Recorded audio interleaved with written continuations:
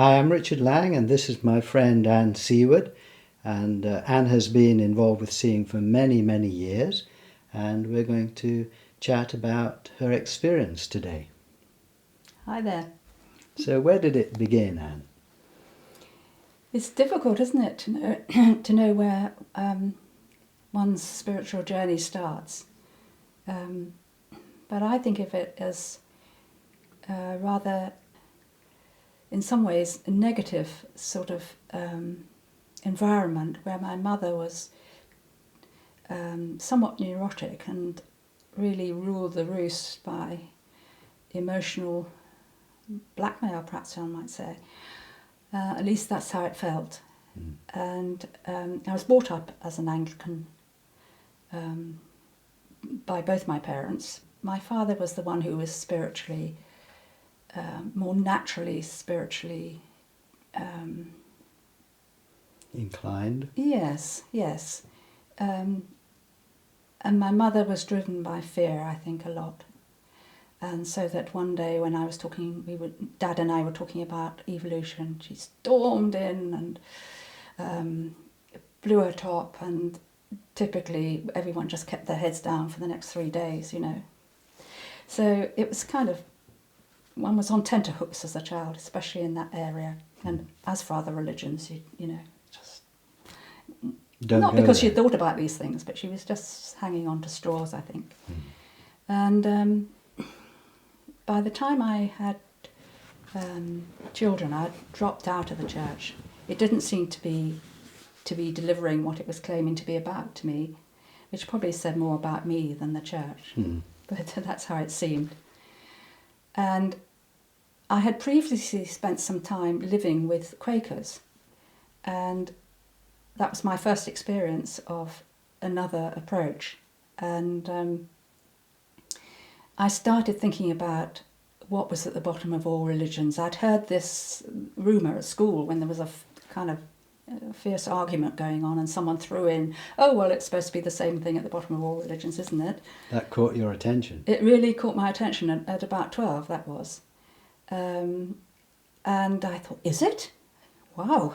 You know, I mean, I was the opposite to what I'd ever been indoctrinated in. That's an interesting idea. Yeah, really. And so that stayed with me as a kind of symbol of what I was missing, I suppose. And so I dropped out of the church, partly in order to discover what was at the heart, what this rumour was about. But not being academic or having any real friends in spiritual things or knowing anything about any of that kind of stuff.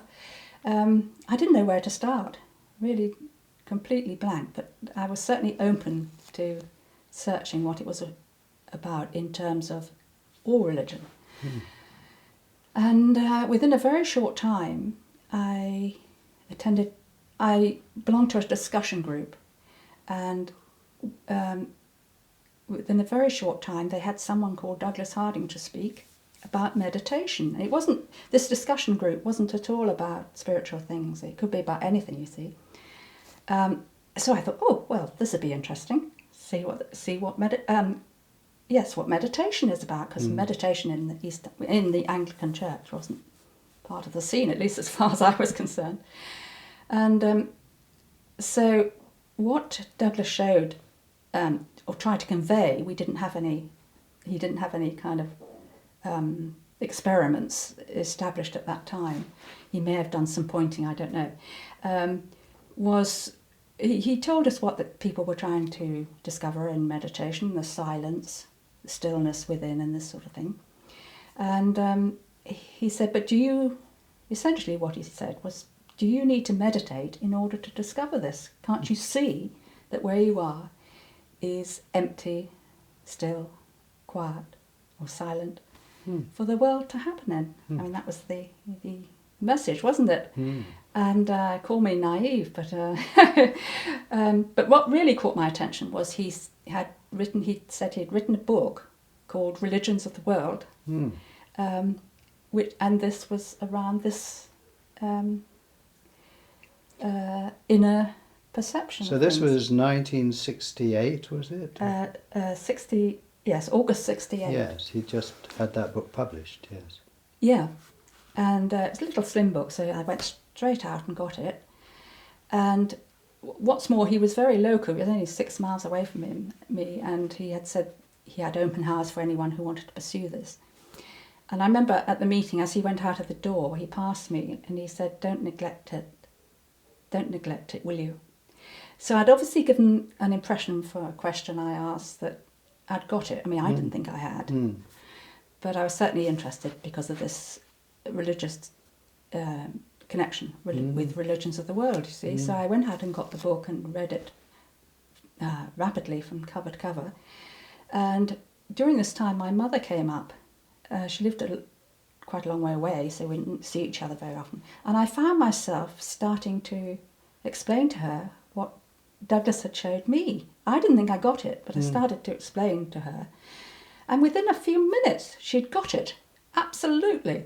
And it absolutely blew her top. I mean, it was amazing what difference it made to her life. That impressed you. And so this got me even more excited. Even though I didn't think I got it, I was one of those people. It does happen sometimes when you don't think you've got it, but you find yourself explaining it to someone else who does get it and tells you about it, you know. And so she said, "Come on, we must go and see this man." Well, in fact, there wasn't time then, so she had to go back. But I went back after that, and I was a yes butter. I took a long time to accept it. You know, under pressure, when Douglas would go like this and say, "There's nothing there, is there nothing there?" I would admit it. But, you know, it was always but something or other. But yes, but, you know. And I often used to go there when there were lots of friends kind of obviously high on this thing. And I couldn't help thinking that what I saw couldn't be it. Because it didn't make me high, you know. It's just so banal and nothing to it. So what happened? So I was yes-butting yet again, and Douglas said, "Well, there's some He's just said very gently, "Well, there's some resistance there, Anne." And I was most indignant. I said, or at least I thought, no, I'm not resisting. I really want to see this. I really want to get this, you know. And it was very shortly after that, maybe within a day or two, that I was just hanging out the washing. And I just noticed that between these two hands, there was no thing, no head, no face, no brain, nothing except the washing and the world, you know, the sky and so on. So I just said to myself, okay, I see it. Okay, I see it. Stop messing around, you know, and accept it. It was very low key. That's how it, then it had a chance to start sinking in. And how I mean, that is 40-something years ago. And I know you, Anne, and I know that it's central to your life since then. Is that right? Would you put it yes, like that? Yes. I mean, to start with, there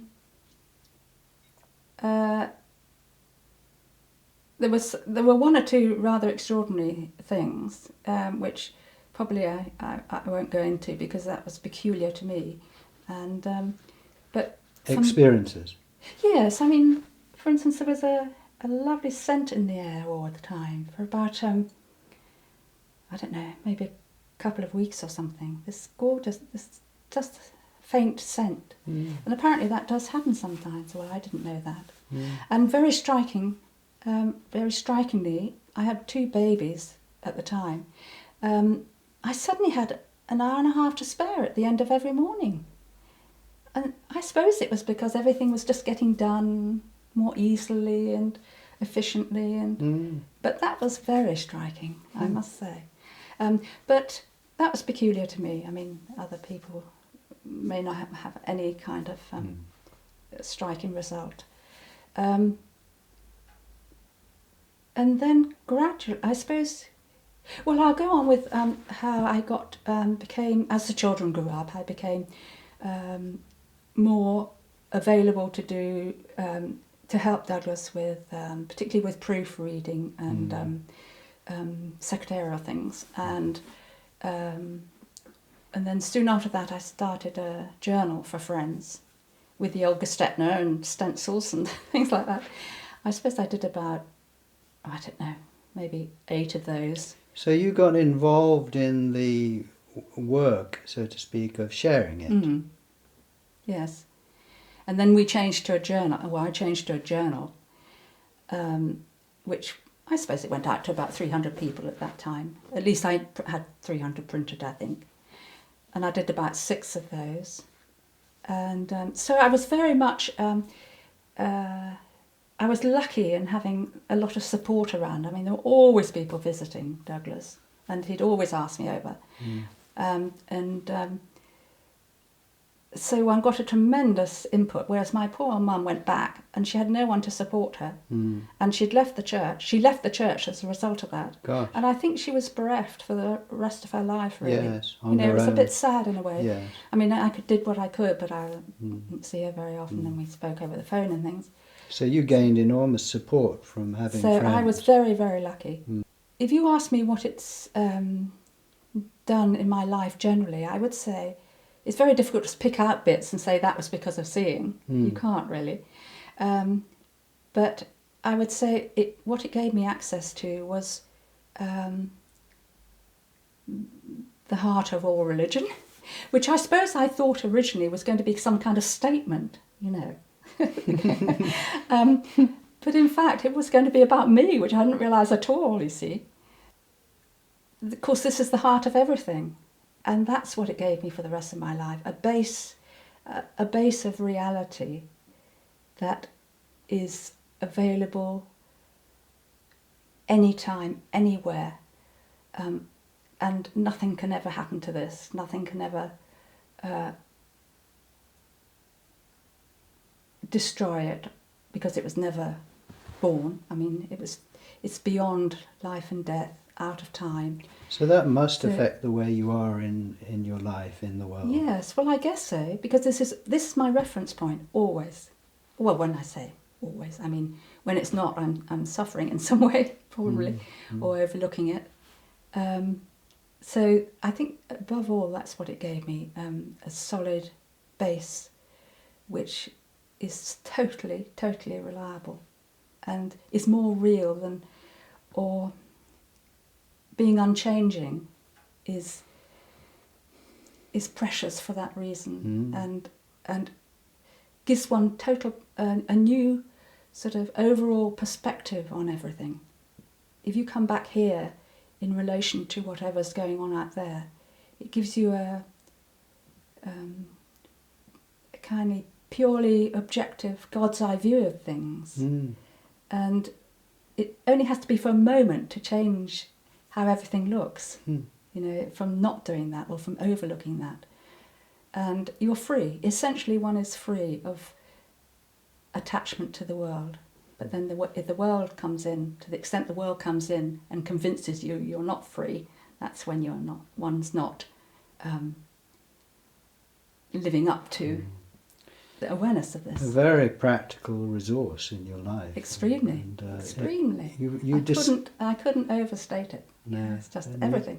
You discovered what you were looking for without really Yes. knowing what you were looking for. Very much so, yes. I thought it was going to be something out there, you see, Yes. something that I would know that that was obviously symbolic, wasn't it, of what I needed to find in myself. Yes. So I think it's impossible to pick out bits, specific bits, and say that was due to seeing. I can't do that. For a start, one tends to get taken away from it by a gradual process. You don't notice till you're caught in something. Right. And then you think, I recognise the symptoms. Must come back. Must come back. Must wake up. Wake up, you know. Well, thank you, Anne. Thank you very much. Okay. Thank you.